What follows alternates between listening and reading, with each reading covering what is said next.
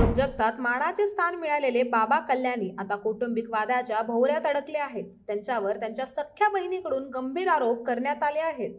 सुगंधा हिरेमठ यांनी पुणे दिवाणी न्यायालयात दाखल केलेल्या प्रतिज्ञापत्रातून केलेल्या आरोपांनी कल्याणी कुटुंबातील अंतर्गत वाद चव्हाट्यावर आणले आहेत.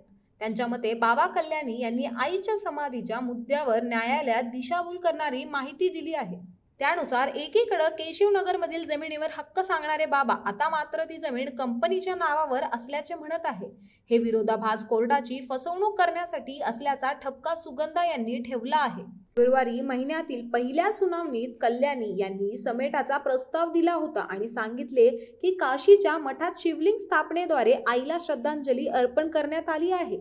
मात्र हिरेमठ दाम्पत्याने स्वतः काशीला जाऊन पाहणी केल्यानंतर समाधीसारखे काही नसल्याचे उघड झाले. बाबा कल्याणी यांनी यावर उत्तर देताना म्हटलं की सर्व धार्मिक विधी मार्गदर्शनानुसार पूर्ण झाले आहेत आणि सर्व भावंडांमध्ये चर्चा अपेक्षित होती. आता या आरोपांमुळे कल्याणी कुटुंबीय वाद विकोपाला गेला असून 27 जूनच्या पुढील सुनावणीकडे सगळ्यांचे लक्ष आहे.